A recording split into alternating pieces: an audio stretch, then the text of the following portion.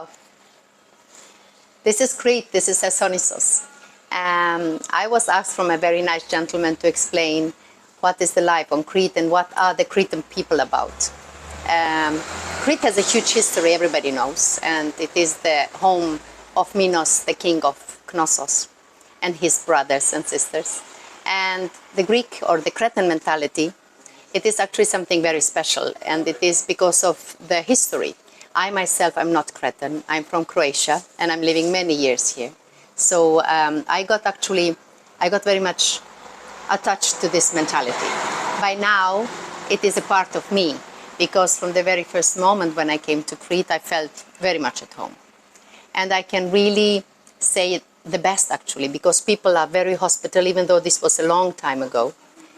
People are very, very hospitable still today, even though the tourism is on Crete for like 40 years, really very, very active. People are very hospitable. If you actually treat them in a nice way, you will get it double back. If you come in a nasty way, you might not even get a hello. But people are very nice and decent. The Cretan people, or the island of Crete, in Greece, it's called the island. When we talk about the island, we talk about Crete. On Crete, everything is like a superlative. They have very good fruits, they have very good vegetables, they have very good wine, they have very good raki. They have this hospitality, which is called philoxenia. Philoxenia, it's an expression which I don't know it in many languages. And I was very much attracted by these kind of things. It means philos is a friend, xenos is somebody, a foreigner. And you should treat a foreigner like a friend, so it's philoxenia. It's something beautiful, and this is actually what they are. Even though they have a very hard history, they have remained very human. And this is what I love and respect about the Cretans. So the life, there is a different life when you are in touristic regions, and then there is another life, which is the normal day-to-day life. And many, many people working 2 jobs. It has always been like this. Family is something very important. Friendship is very important. To be decent, to have a clean name and clean forehead is very important. So they do have values. And these values and being proud has really helped them to survive in all these hard years that they have been having, very, very much though. So for me, like the Cretans, they have been really suffering for quite a long time. But still, even though they had many intruders, they are very hospitable. They don't think about what it was like. Maybe some people, they had even personal experiences and losses. But still, and this is what I really admire, they still are humans. Very, very rarely you will find somebody that is maybe not polite. It doesn't mean that everybody's perfect, no. But they have this in general. We can really say they are nice. It's very hard to be in tourism because we have to work every day. We have to work from April until November. And we work from morning until the night. So when there was this crisis, so-called, in Greece some years ago, and when they were calling the Greeks lazy, even I took it very personal. This was an insult. Calling somebody lazy, that he's working from morning until the night, and not 1 job, but 2 jobs, this was really an insult. So we, like our family and me, myself, I was really furious. Furious. Saying this like people which were working 5 days a week, having holidays, you know, being very well paid. And we have a completely different structure here due to the whole thing going on.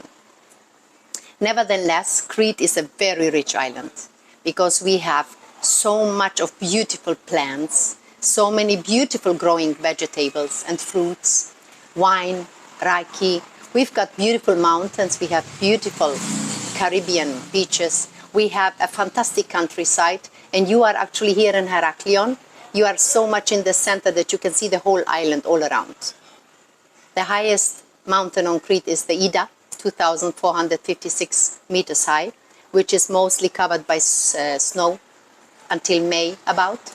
And we have a fantastic nature to visit. You are so close to mountains, so close to really beautiful beaches, countryside inside. Even though the tourism is on the northern side, you still have an approach which is very, very close to be in touch with the Cretans.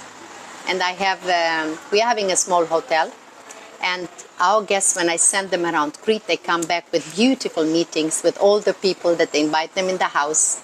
And if it's the time of grapes, they will fill them up with grapes. If it's the time of tomatoes or cucumbers, this is what they will give them, because they are very hospitable. So this is an island, me as not a Cretan, living here for so many years, I would always say visit it. Visit it. Really visit it. Because there is decency, there are good people, honest people, even though with a quite, well, let's say, turbulent past, still you will find the hospitality in this philoxenia everywhere. Very rarely you will be disappointed. What's the minuses? The minuses. The minuses is actually that people have been exhausted the last years, and tourism and the losses of job and many bankruptcies of tour operators and the COVID years, which were very, very tough. People which have a free spirit, like the Cretans, and not only the Cretans, but I think in every country it was a tough time. You have to digest all this, and it's not easy, because this was going on your soul, it was going on your brain, and it is very, very difficult to handle all this. And now we have a completely different picture, like everywhere. People, because there was no tourism so much in these years, people just changed the job or just went to another country. There were many changes happening, but not only here, everywhere there were the changes.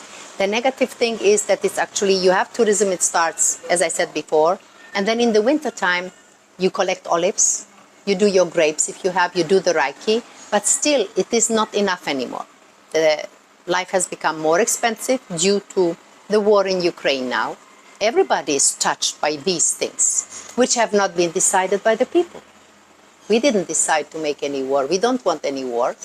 We want just to live nicely, decently, working, making money, making your living, living in peace. So all these factors have made the life much more difficult. So this means that many people are going away from working in tourism and finding themselves a normal job, so they can have day off, they can have holidays, which in tourism, because of the lack of people for working, sometimes it's impossible. We are working from April or May until the end of October, every day.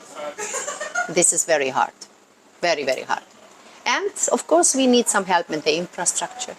We need some help in many, many things, but there need to be done many, many other things. Of course there are efforts to do, but it's not fast enough.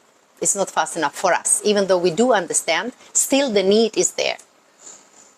This would be the negative side. What do you do on winter? In the winter time, in the winter time. Yes, you see, many of us, like all of us, it's not only us, we have a small hotel, we have the shop, so we do the renovation, we do the changing, we do plans for the next year, you go to exhibition, you have a look around, what can you change to make things better, more attractive. Always plans, always working, always active. There is actually not really sitting around, but you cannot balance this intense working of these 6-7 months to the other months which you don't have to be there from, let's say, 8 until midnight. But you try the best, because you have to balance and to see how to be progressive. And this is what we do, all of us. Let's talk about philosophy, mentality and values. Yes, values, family, friendship, clean forehead, to be a decent person in the society, to be a human being. Who is the main person in the family, man or woman? I think in all the southern countries is the woman. Not because she's commanding, but she's a mother, she's a wife, she's a housewife, and she's working. The man is doing something different and the woman something else. The mothers are respected, because I should say everybody is not very intelligent if you underestimate the role of a woman. Has never been. Always, especially in the south, women have been very, very active. Always in the fields, in the family matters, at home, and nowadays, or in all these last years, every woman is working, so she has actually plus one more role to play. So of course it's the woman and the man, but the woman is not less. No, I wouldn't say that. Uh, who commands? I don't think it depends of every house. I think it is a matter what if they have been splitting what their responsibilities is a different thing. But I really think it's a matter of how they have dealt and made a deal how to deal with this and what to do, and maybe they have split their responsibilities. This is something which every household is talking for themselves. But in general, it is not to be underestimated. The grandmother can be a very powerful woman, not less than the grandfather. And then, of course, there are these dominant families, which they are also, but not really so much, I wouldn't say. As for philosophy? Philosophy is everywhere. Mythology is everywhere. Mythology it is next to us.